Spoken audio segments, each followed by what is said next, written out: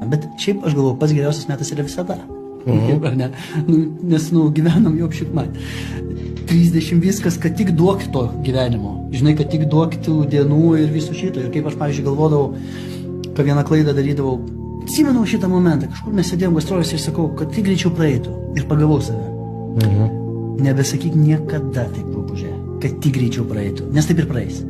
Ir kad kuo toliau, jeigu kuo toliau supranti, kad nieko nesupranti, tai reiškia teisingas yra dalykas. Ne tai, kad tu jau kuo toliau, tu vis daugiau supranti. Jeigu tu jau supranti, kad aš jau nieko nebesuprantu, hebra, žinai, tiesiog, tai reiškia viskas yra teisingo keliu, žinai, reiškia yra geras suprasti, nėra čia tau ko suprasti. Nebūtinagi čia viską, žinai, kaip viską perskaityti, viską žinoti, viską būti kažkokia. Ne, Žinai, bet iš tikrųjų, pavyzdžiui, kuo tu vyresnis, tu labiau pastebi, kaip upė teka, kaip kaštonai žydi. Žinai, dėl ko moteris tos vyresnio amžiaus seniorės visą laiką deda gėlės.